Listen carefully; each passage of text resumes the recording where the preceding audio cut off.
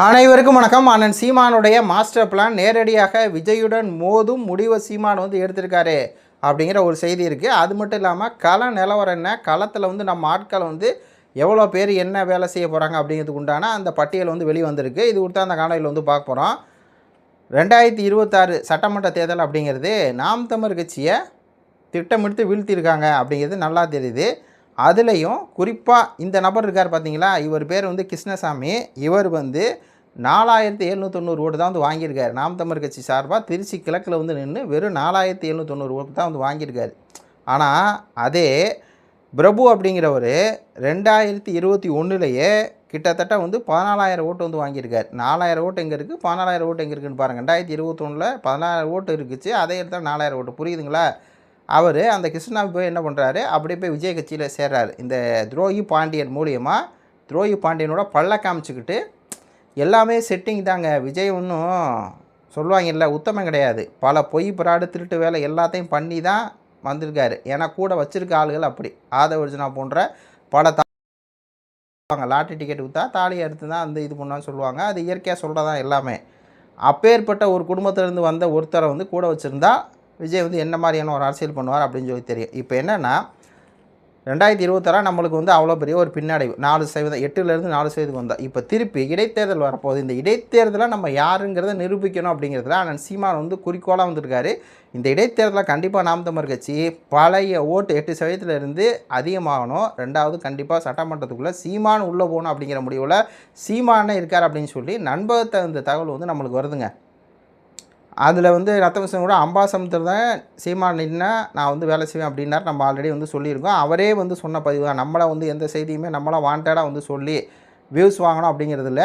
ரெண்டாவது தகவலை நம்ம ஏன் சொல்கிறோம், சில பேர் கூட சொல்கிறாங்க உள்ளே இருக்க தகவல் எதுக்கு தம்பி நீங்கள் வெளியே சொல்கிறீங்க அப்படின்னு சொல்லி. வெளியே நம்ம வந்து சொன்னால் தான் அது வந்து 4 பேர்த்துக்கு போய் சேரும். அவ்வளோதான், வேறு ஒன்றும் இல்லை. அந்த தகவல்லாம் வந்து பார்த்திங்கன்னா நம்ம வந்து ஒரு இது பண்ணலை, நம்ம வந்து பரப்பாமல் விட்டுறோம். இப்போது விஜய் எடுத்துக்கங்களேன், எல்லா நியூஸ் சேனல்லையும் பணத்தை கொடுத்து விஜய் நேராக பேச மாட்டாப்புல, அந்த ஊடகத்தை பேச வைப்பாப்புல. புரியுதுங்களா உங்களுக்கு? இப்போ நாம் தமிழர் கட்சியை பொறுத்தவரையும் சீமானே எல்லாத்தையும் பேசிட்டே இருந்தால் அது வந்து வேலைக்கு ஆகாது. நம்ம தான் பேசணும், நம்மளை மாதிரி ஊடகங்கள் தான் பேசணும். நாம் தமிழர் கட்சிக்காக உண்மையாக இருக்க நம்ம தான் வந்து பல உண்மைகளை வந்து பொழக்கணும், பல உண்மைகளை சொல்லணும், இந்த துரோகிகளை வந்து பொழக்கணும். அப்போது அண்ணன் சீமான் அவர்கள் வந்து இந்த இடைத்தேர்தலில் கண்டிப்பாக ஜெயிக்கணும் அப்படிங்கிற ஒரே முடிவோடு இருக்கார். அதுக்கான பிளான்களை வந்து போட்டிருக்காரு அப்படிங்கிற ஒரு செய்தி கிடச்சிருக்கு. அது என்னன்னு தான் இந்த காணொலியில் சொல்ல போகிறேன். மெயினாக திருச்சி கிழக்கு, அம்பாசமுத்திரம், தாராபுரம், பெருந்துறை, மருதாந்திரகம். இப்போ என்னென்னா இந்த 4 அம்பாசமுத்திரம், தாராபுரம், பெருந்துறை, மருதாந்திரத்தில் அதிமுக வேட்பாளர் வந்து தாவேக்கால போய் இணைச்சிட்டாங்க. அது மாதிரி திருச்சி கிழக்கு வந்து விஜய் வந்து ராஜினாமா பண்ணார். இந்த 5 தொகுதி இடைத்தேர்தல் வந்து எப்போ வரப்போகுது அப்படின்னா, இப்போ இதை பார்த்தீங்கன்னா தெரியும், 22ஆம் தேதி, இந்த மாதம் 22ஆம் தேதியிலேருந்து தேர்தல் ஆணையம் வந்து மாவட்ட ஆட்சியருக்கு வந்து சொல்லிடுறாங்க. இந்த சட்டமன்ற தேர்தலில் வந்து நடக்கிறதுக்கு உண்டான வேலைகள் நீங்கள் வந்து ஆரம்பிச்சிடுங்க. ஏன்னா ஸ்கூலு அதுக்குண்டான ஏற்பாடெலாம் செய்யணுமே, தேர்தல் நடக்கணும்னா ஏற்பாடெலாம் செய்யுங்க அப்படின்னு சொல்லிடுறாங்க. அப்போது ஜூன் மாதம் 22ஆம் தேதி இவங்க இந்த வேலையை ஸ்டார்ட் பண்ணிட்டாங்கன்னா அங்கிட்டிருந்து ஒரு 10 நாள், ஜூலை மாதம் வந்து தேர்தல் தேதி அறிவித்து அதுலேருந்து ஒரு 25 நாள் கழித்து ஆகஸ்ட் மாதம் கண்டிப்பாக இடைத்தேர்தல் வந்து வர்றதுக்கு 100% வாய்ப்பு இருக்குது அப்படிங்கிறது தான் இன்றைக்கி எதார்த்தம். அது உங்கள் எல்லாத்துக்குமே தெரியும். அப்படியாப்பட்ட சூழ்நிலையில் நம்ம என்ன பண்ண போகிறோம், நம்ம கட்சி வந்து எப்படி போட்டி போட போகுது. ஆல்ரெடி வந்து ஒரு பக்கம் திமுக இருக்காங்க, அதிமுக இருக்காங்க, தாவேக்கா ஆளுங்கட்சியாக இருக்குது. இப்போ நம்ம இருக்கோம். ஆல்ரெடி தாவேக்கா அப்படிங்கிற ஒரு கட்சி வந்து மக்கள்கிட்ட பொய்யான வாக்குறுதியை கொடுத்து 2,500 கொடுக்குறேன் அப்படி இப்படி சொல்லி கொடுத்து என்ன பண்ணுறாங்க, ஆட்சிக்கு வந்துட்டாங்க.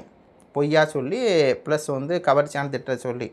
இன்னொரு பக்கம் திமுக அவங்க காசை அள்ளி கொட்டி இந்த ஓட்டு ஒன்று வாங்கியிருக்காங்க. அவங்களும் 1000 ரூபா தரேன் அப்படின்னு. இன்னொரு பக்கம் எடப்பாடி பழனிசாமி, என்னதான் எடப்பாடி பழனிசாமியுடைய கட்சியில் வந்து எல்லாம் போய் தாவேக்கால சேர்ந்தால் கூட அந்த 4 இடத்துல வந்து ஜெயிச்சது அதிமுக.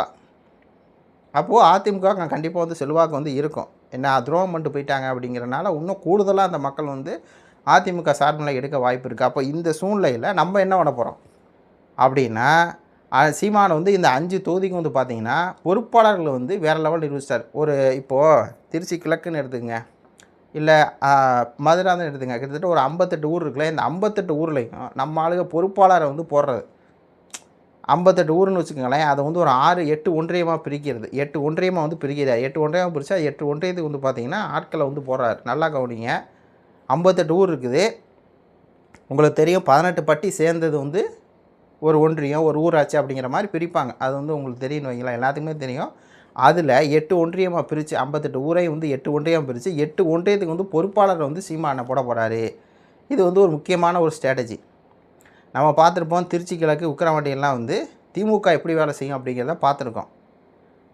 எல்லா அமைச்சரும் வந்து அந்த இடைத்தேர்தல் நடக்கக்கூடிய அந்த அந்த அதில் தான் இருப்பாங்க.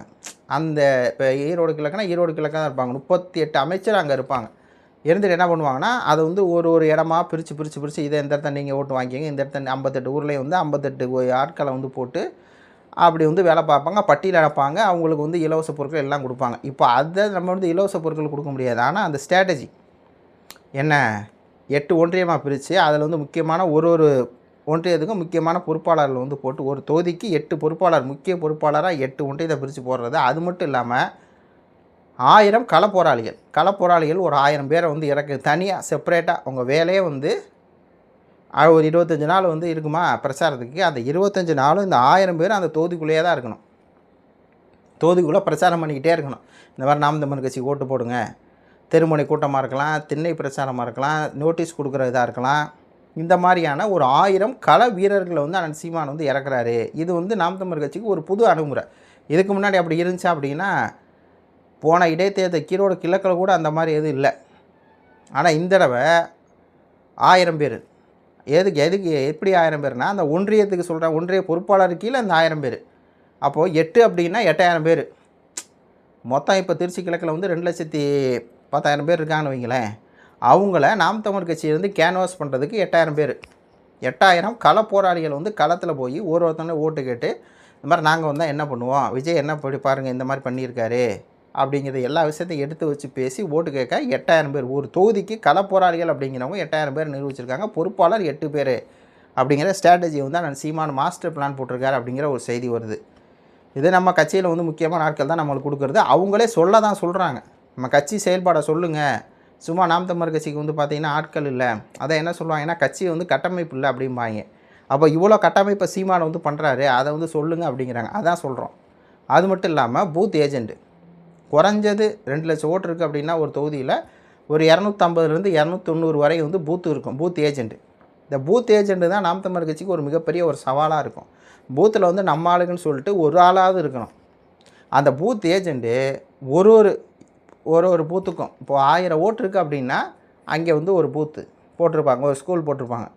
அங்கே வந்து நம்மளால் ஒரு ஆளாவது இருக்கணும்.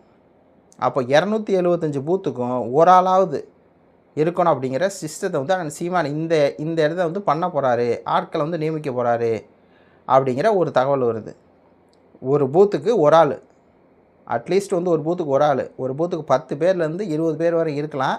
நம்ம கட்சிக்கு என்னென்னா ஒரு ஆளாவது இருக்கணும்.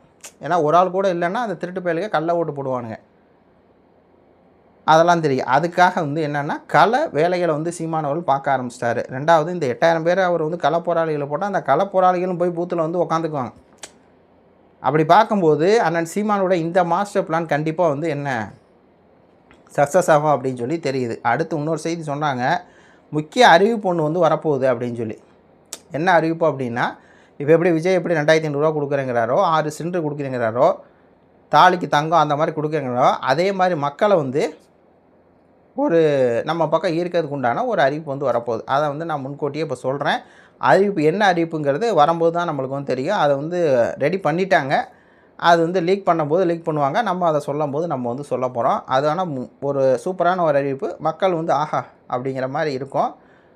அந்த அறிவிப்பு கேட்டுட்டு மக்கள் நம்மளுக்கு வந்து கூடுதலாக வாக்களிக்க வாய்ப்பு இருக்குது. ஒரு முக்கியமான அறிவிப்பு வரப்போகுது அப்படின்னு சொல்லி சொல்கிறாங்க. 2026 இடைத்தேர்தலில் நாம் தமிழர் கட்சி கண்டிப்பாக ஓட்டு பர்சன்டேஜ் அதிகமாகும். 5 தொகுதியில் அதான் சொன்னல, திருச்சி கிழக்கில் வெறும் 2% 4000 ஓட்டு அதிகமாகும். கண்டிப்பாக 2 எம்எல்ஏவாவது ஜெயிப்பாங்க. ஆனால் சீமான் வந்து டைரெக்டாகவே விஜயோட மோத போகிறார் அப்படிங்கிற ஒரு செய்தி இருக்குது. இது குறித்து உடைய கருத்துக்களை சொல்லுங்கள். நன்றி, வணக்கம்.